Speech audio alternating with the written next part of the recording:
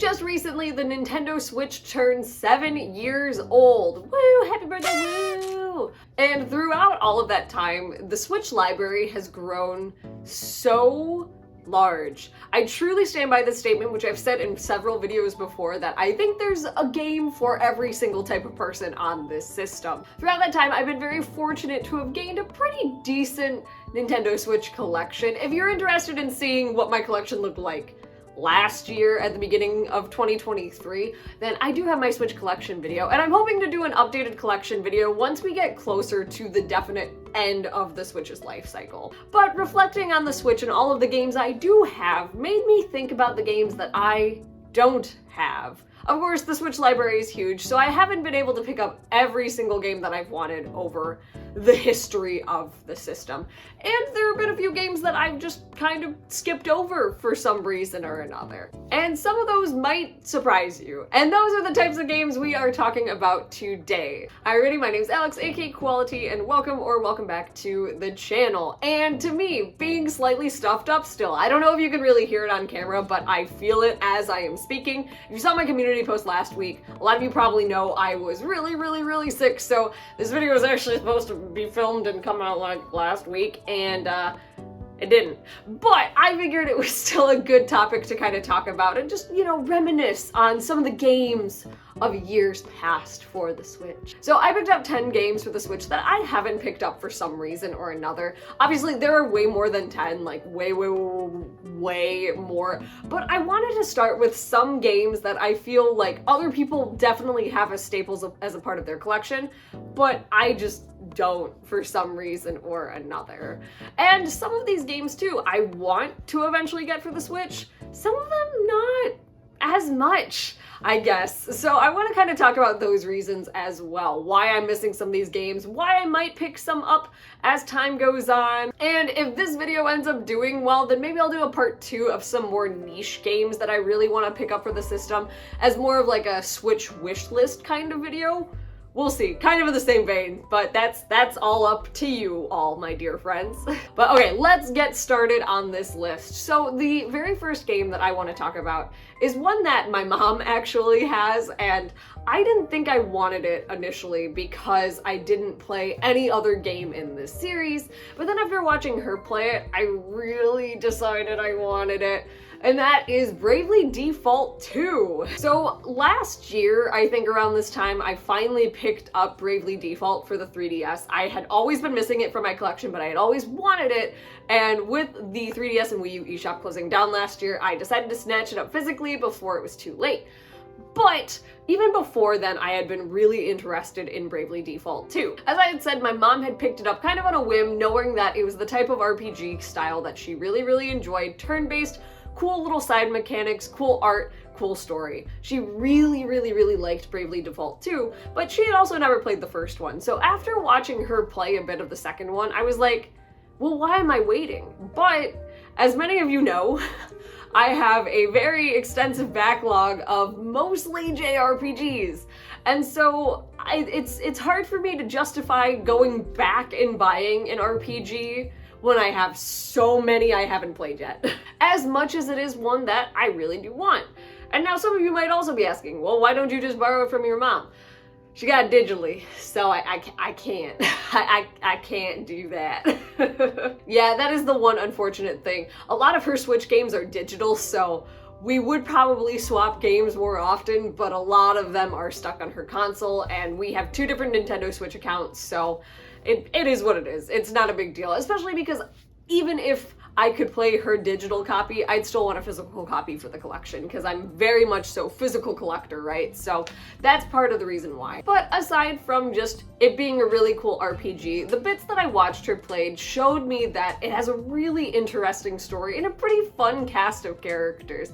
Sure, they have kind of your typical JRPG tropiness to them, but it seems like a really good time. And kind of the point system for you to be able to do different types of moves and charge up your BP or whatever, it really does seem interesting, and it's something I really want to give a shot. So Bravely Default 2 is definitely one that I'd love to pick up for the console at some point in time. If I ever find it for pretty cheap in the wild, I'll probably just snag it, but we'll see. Again, it's hard to say, let's add another JRPG to the pile when I already have so many, and there are so many more coming out that are, I guess, higher priority buys for me. I should have said this at the beginning too. One of the main reasons that I haven't bought a lot of these either is because we've still got games coming out in 2024, which actually does kind of lead me into the next game on this list. So my very first game purchase of 2024 actually was Unicorn Overlord by Vanillaware and Atlas. Oh my gosh. I'm gonna try to figure out some kind of video where I can just talk about it, because I don't know if I want to do a full review,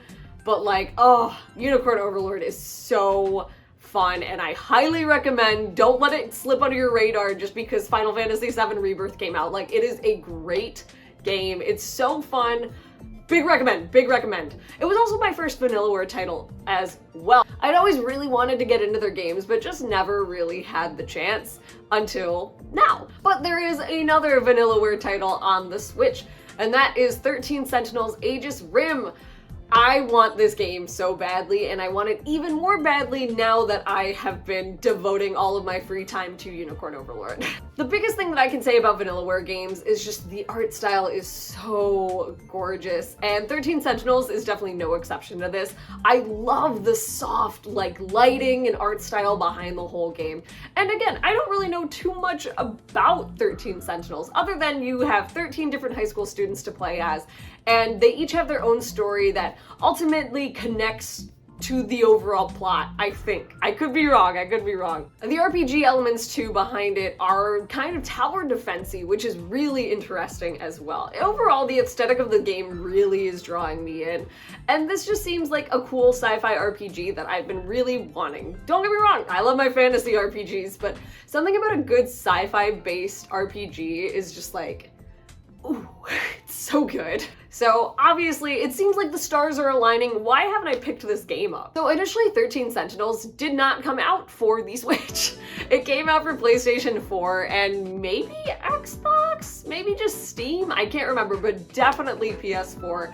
And that was in 2020. And I don't have a PlayStation 4, and I saw this game and I was like, oh, this looks so cool, I want to give it a shot. And I knew there were a lot of familiar voice actors in it, which that's where I'd been seeing a lot of the promotion, so I was like sold, but I couldn't buy it because I didn't have the console. And then it actually didn't come out for the Switch until 2022, which by that point in time, I had kind of already moved on with my life, and the initial hype had worn down a little bit, which sucks, you know? I hate when that happens, where it's like a game comes out, but it might not come out for the system that I want, and then I kind of forget about it, and then it does come out for that system, and then it just, what's the point anymore, you know? Like, I hate that, because I feel like I miss out on so many cool games because of that, but what can you do? But so 13 Sentinels is absolutely a priority buy for me. It's probably of this list the game that I want the most, if I'm being totally honest.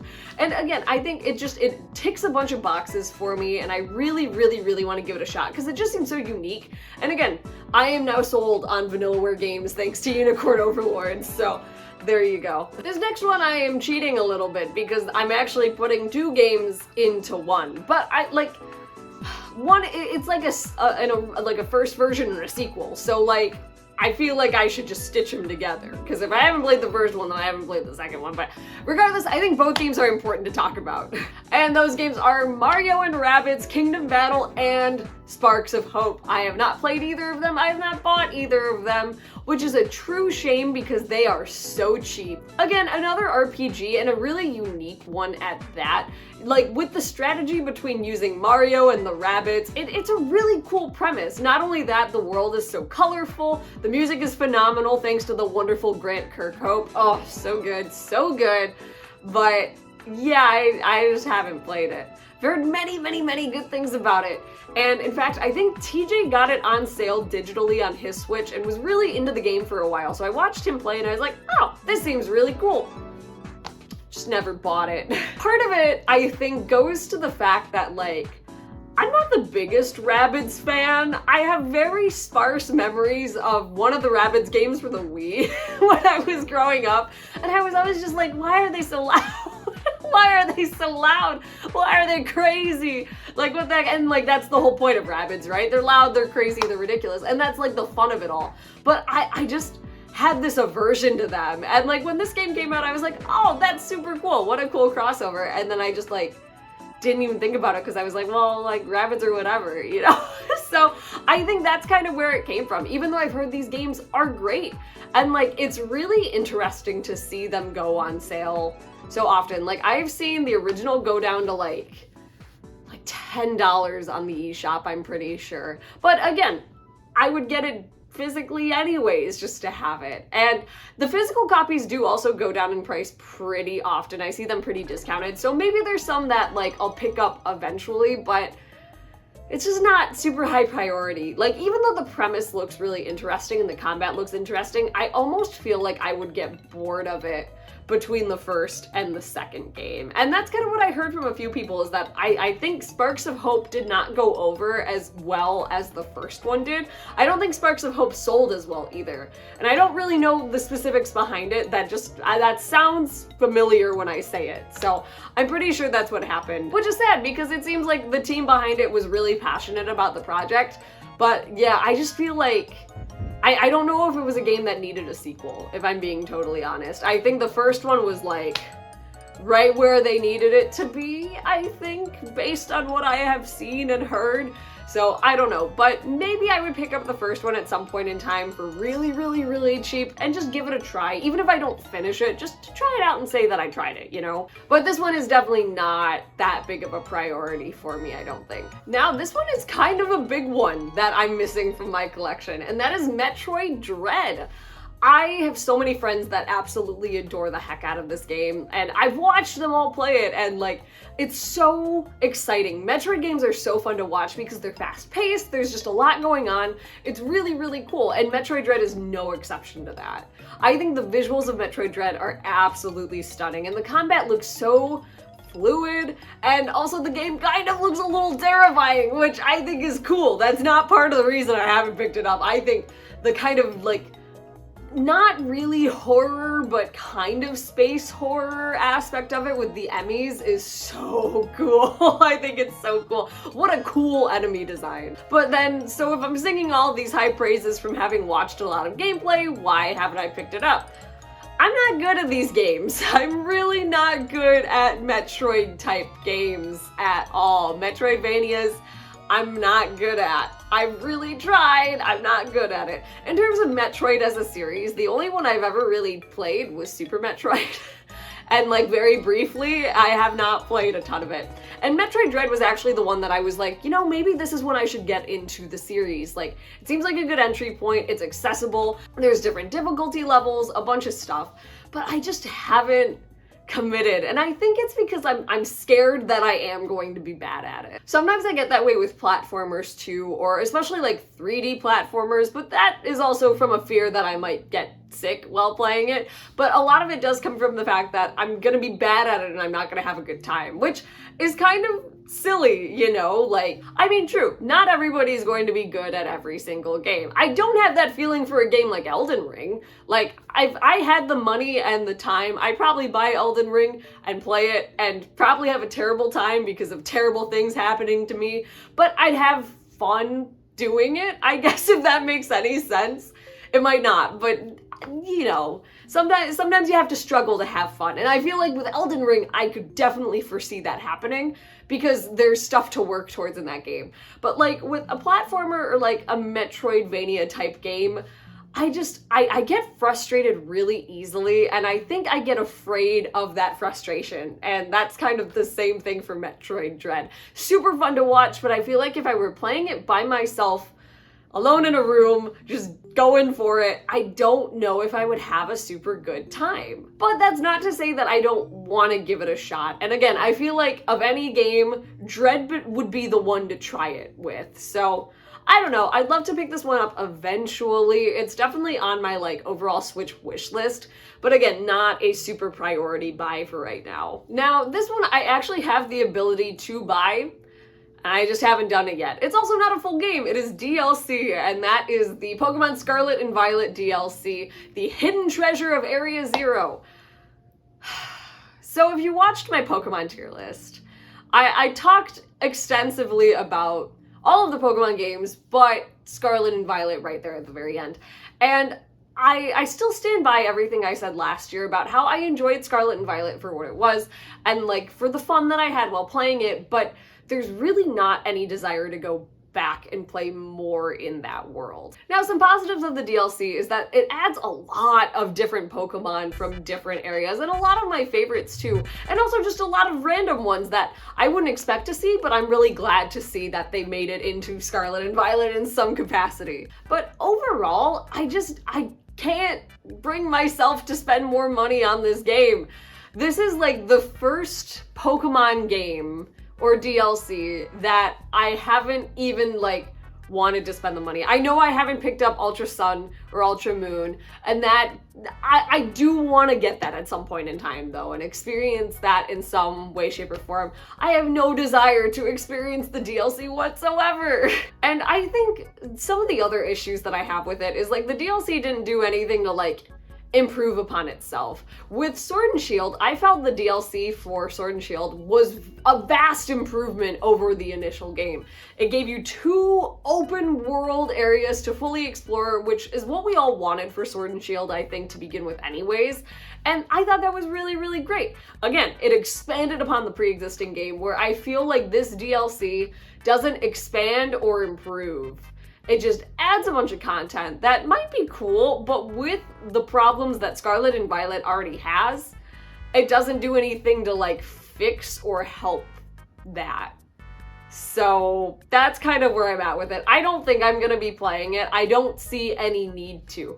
When they announced that they were doing an epilogue once you finish both iterations of the DLC, I got really excited because it meant that you get to see all of your familiar friends and characters again, like Arvin and Nimona and all that stuff. But like, then I saw what it was, and it was silly, I guess, but like it was not what I wanted. If they had added like an actual true story involving these characters, kind of like how the ending of Scarlet and Violet was, which I think is one of the strongest points of the game, then that would be awesome. But they didn't do that. So I'm much less inclined to spend my money on it when I can't even get like that. So I probably won't be picking up the DLC. I have a $35 eShop gift card that I have not used because I was originally going to put it towards that, and then the more I thought about it, the more I was like, I just can't. All right, going back to RPGs for a second. This one is a collection of RPGs, and this is actually another one that I really want for my collection just for the sake of having it, and for the sake of having pretty much all of the games of this series available for the Switch, and that is the collection of Mana. So before last year, the only Mana game I had ever played was Secret of Mana, which is a great game, but I've come to really love the series overall, especially after playing Legend of Mana. Oh, I love that game. I really love that game. And so the Collection of Mana came out before the Trials of Mana remake, because it was the first time that Trials of Mana was actually like localized in English, which is pretty crazy. And that was a part of the Collection of Mana. And ever since then, I've really wanted it. Wanted to play Secret of Mana again on my Switch, but also experience the original iteration of that game, as well as the first game, which I cannot remember the name of, Final Fantasy Adventure? I can't remember the name of the first one, but you all know what I mean. And so I just thought it would be a really cool addition. But the reason I didn't pick it up is because with so many new games coming out, and this goes for a bunch of older games that have been re-released on Switch in forms of collections or something like that, I find it hard to pick those older games over the newer games coming out. Especially when I could get a brand new experience for the same price as the collection of 3 older experiences. And that's not to say they shouldn't be that price, because again, those games can definitely be worth that amount. But I think when I'm putting 2 and 2 together, it's hard for me to justify it. So Collection of Mana is another one where I'm really hoping I can find like a used copy of it for really cheap. It's not that expensive. It's really not that expensive. I think it's like $30, but it's still $30, you know what I mean? I could put $30 to like something else. So I don't know. But that is definitely another one that I would really, really like to have for my collection, just for the sake of having it a part of my new mana collection on Switch. That's kind of, I think, the last one that I'm missing of the mana games that are on Switch currently, so it'd be nice to complete the set. Now, I would consider myself a casual Mario fan, but I've picked up pretty much all of the Mario games on the Switch. Except this one, New Super Mario Bros. U Deluxe. A total mouthful of a game. Why haven't I picked this one up? Well, because I've already played this game like 3 different times. Now, I adored the original New Super Mario Bros. On the DS, and I really liked the Wii version as well.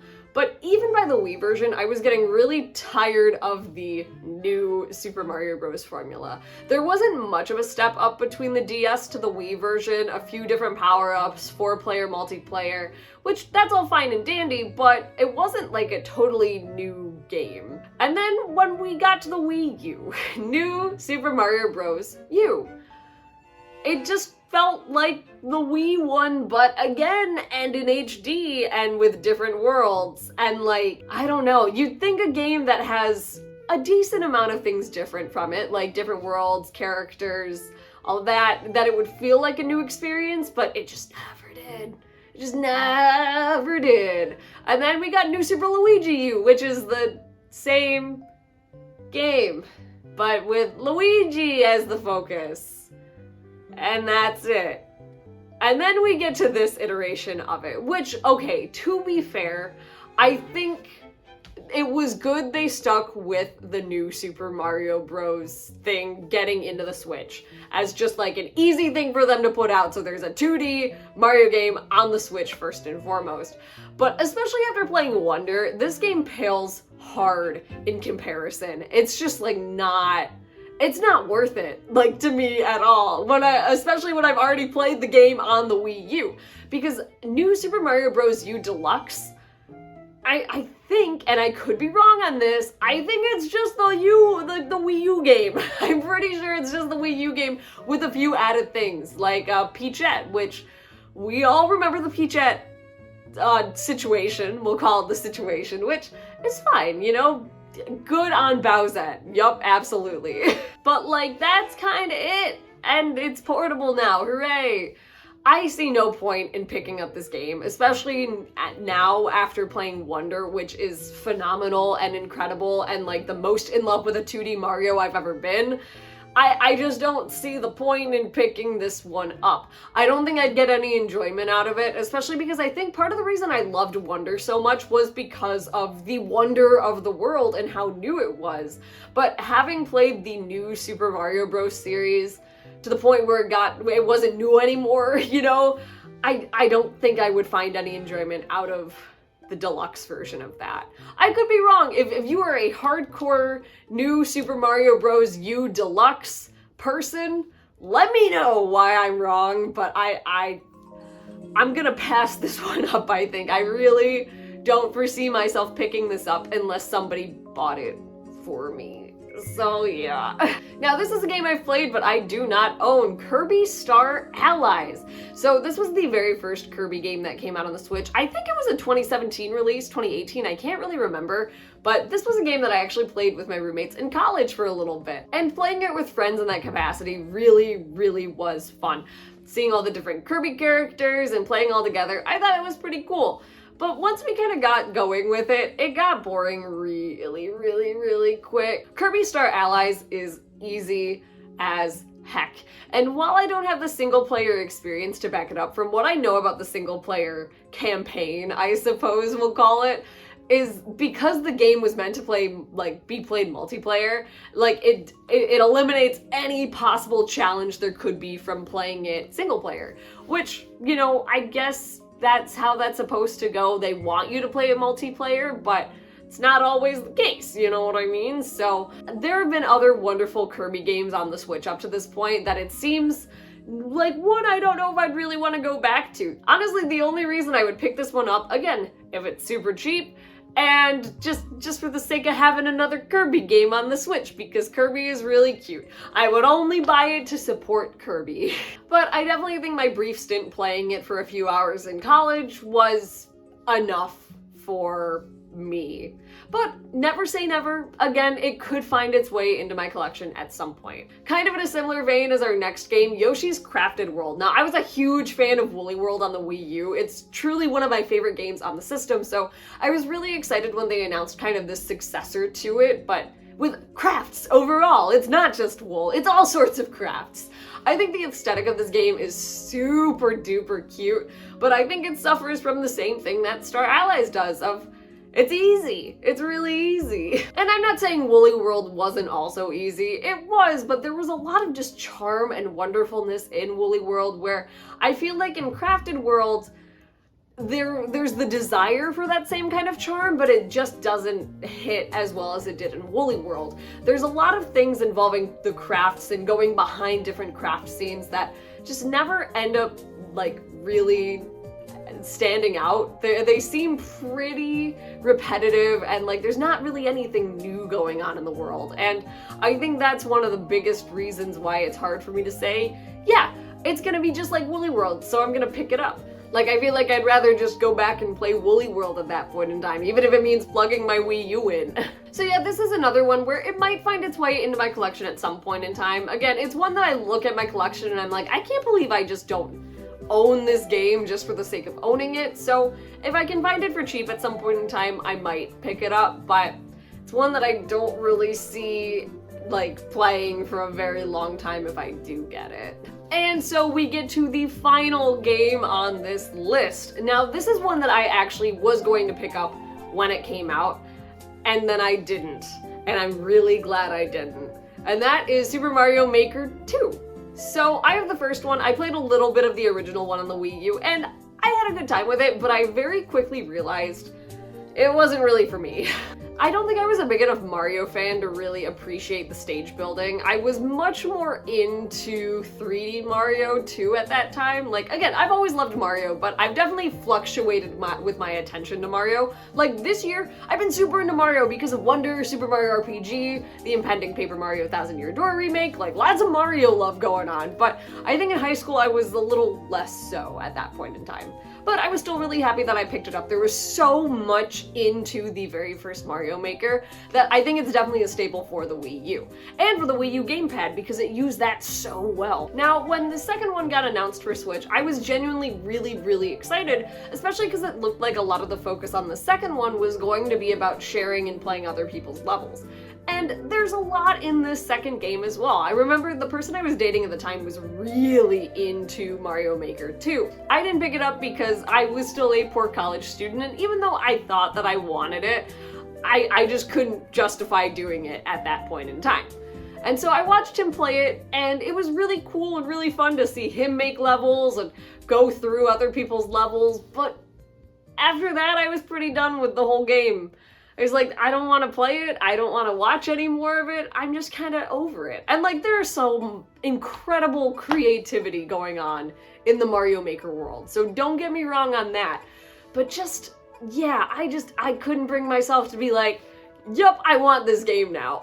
I also do think that the second one is missing out on a lot of the charm the first one had. Totally got rid of amiibo costumes, which, you know, that's unfortunate, but it was just a really cool thing. I also think that making stages without the Wii U gamepad is a lot harder of a task. I feel like it was such a good game for the Wii U itself, and it just didn't work the same way for Switch. Others might disagree, but that's kind of where I feel with it right now. So would I pick this game up now? I don't think so. I feel like, especially now, the Mario Maker train has kind of fallen off. The hype was so big when the game first came out, and even for like a few years after that, but I think we've gotten far enough away from that point where I don't see it. I just don't really see myself picking it up and suddenly becoming a Mario Maker fan. And again, I think the first one is enough for me. If I got it as a gift, sure, I'd happily put it in my collection, right? But I don't think I'm gonna be spending my money on it. But there you have it, my dear friends. 10 games that I have not picked up with the Switch. for any reason. Now, I'm not saying that these games are bad games and that's why I didn't pick them up. I hope that was pretty obvious through my explanations, but I do want to say it again. And with the Switch having so many games, sometimes we have to be selective with what we can put in our collections, right? And I'm really happy with my collection. It's nowhere near complete. There's plenty of 2024 releases that I want to pick up. There are games on this list that I'd like to add to it, and there are also, again, more niche games that I haven't picked up that I really want to, that will also find their way into the collection at some point in time. If it were a perfect world and I was rich, I would have all 10 of these games in my library just for the heck of it. But alas. But anyway, I hope this video was interesting. I think it's kind of cool to talk about, like, what we don't have in our Switch collections, because we can talk about our Switch collections all day long, you know, and I think that's great and fun too, but sometimes it's nice to think like, oh, what if I had this game, you know what I mean? So I had a fun time doing it, and I hope you had a fun time watching. Again, if you like this one and want to see like a part 2 of more games that I want on the Switch that I haven't picked up, let me know. We shall see. And if you like this video in general, you know, maybe give it a thumbs up, comment down below what games you missed out on for Switch and what games you might want to pick up before we get to the inevitable end of the Switch. I'd love to hear it. And it might give me some ideas of games to pick up as well. But that is going to do it for now. I am going to blow my nose because I feel like my face is going to implode, and I'm gonna get back to playing Unicorn Overlord as well. Until the next one, everybody. Goodbye! Boop!